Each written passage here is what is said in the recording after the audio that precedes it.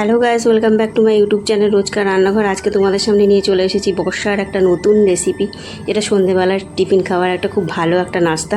সেটা হচ্ছে chicken patties. তো প্রথমে কী লাগছে দেখো।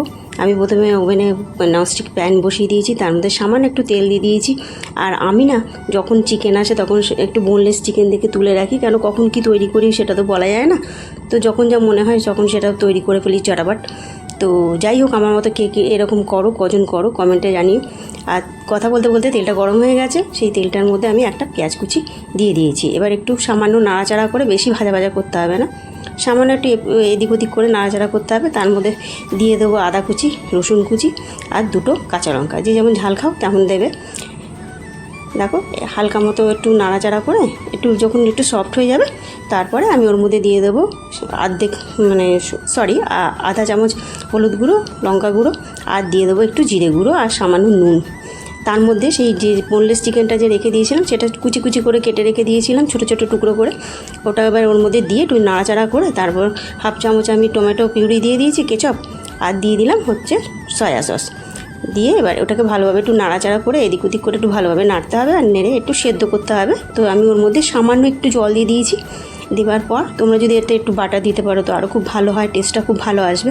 দেখো খুব সুন্দরভাবে ভাজা ভাজা হয়ে গেছে, আর এটা না একদম ড্রাই হবে। তো এইভাবে আমি ড্রাইনেসটা করে নেবো। আর তোমাদের কাছে যদি আমচুর থাকে তোমরা আমচুর দিতে পারো টেস্টের জন্য। তো আমার কাছে ছিল না, আমি ওই জন্য অর্ধেক লেবুর রস দিয়ে দিয়েছি, পাতি লেবুর রস, যাতে টেস্টটা আর ফ্লেভারটা খুব ভালো আসে। তো সন্ধেবেলার এটা মানে বর্ষা, এখন সবাই চাইবে যে মুখরোচক জিনিস একটু খাই, বেশ জানলার পাশে বসে গরম চায়ের সাথে কিংবা কফির সাথে, বা কেউ সসের সাথেও খেতে ভালোবাসে। তো যাই হোক, বসে খাওয়ার জন্য সন্ধ্যের টিফিনটা খুব ভালো হয় আর কি।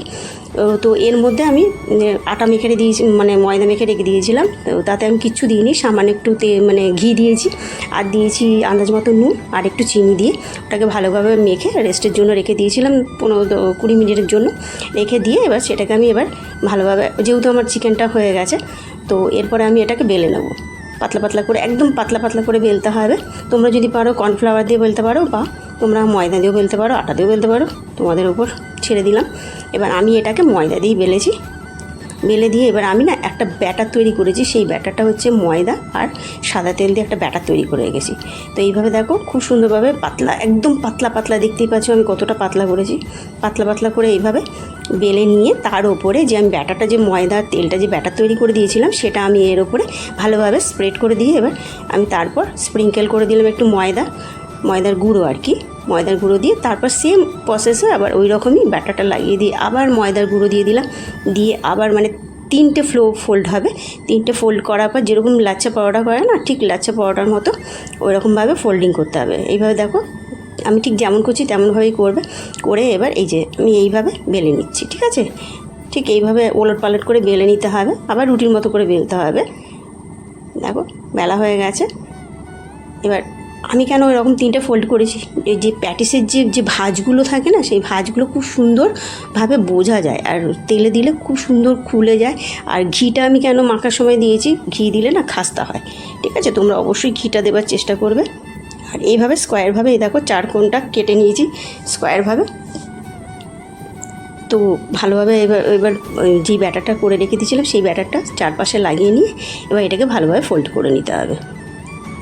দেখো এইভাবে ফোল্ড করে, তোমরা যদি পারো না চিকেনটাকে আরও ছোটো ছোটো করো। আমার চিকেনটা একটু বেশি বড় বড় হয়ে গেছে, তো আমি প্রথমে বুঝতে পারিনি এতটা বড় হয়ে গেছে, ঠিক আছে।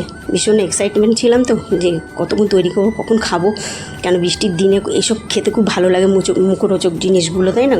চপ হোক, কোনো মানে স্টার্টার হোক, যাই হোক, যাই স্টার্টার হোক, যাই হোক, মানে খুব ভালো লাগে এসব খেতে, পনিরের হোক, ভালো লাগে, ঠিক আছে, বর্ষার দিনে এগুলো খেতে। তো দেখো তেলটা না মিডিয়াম টু লো ফ্লেমে একদম তেলটাকে বসাবে, যাতে বেশি তেলটা তেতে না যায়। তো আমি তো কড়াতে তেলটা বসিয়ে দিয়েছিলাম, হালকা হালকাভাবে গরম হয়ে গেছিলো। তো আমি এবার এটাকে ছেড়ে দিয়েছি, প্যাটিসটাকে ছেড়ে দিয়ে এবারে বেশি নাড়াচাড়া করতে যাবে না, তাহলে না খুলে যেতে পারে। কেন কি আমারটা খুলে যায়নি, আমারটা ঠিক সেম খুব সুন্দরভাবেই হয়েছে, দোকানের মতো, স্ট্রিটের মতো, যেমন মানে দোকানে যেমন পাওয়া যায় ঠিক সেরকমভাবেই হয়েছে। হ্যাঁ দেখো আমি এইভাবে প্রত্যেকটা সাজিয়ে নিয়েছি, নিয়ে এবার গরম গরম কফির সাথে আর নাহলে টমেটো সসের সাথে খেয়ে পরিবেশন করে ফেললাম।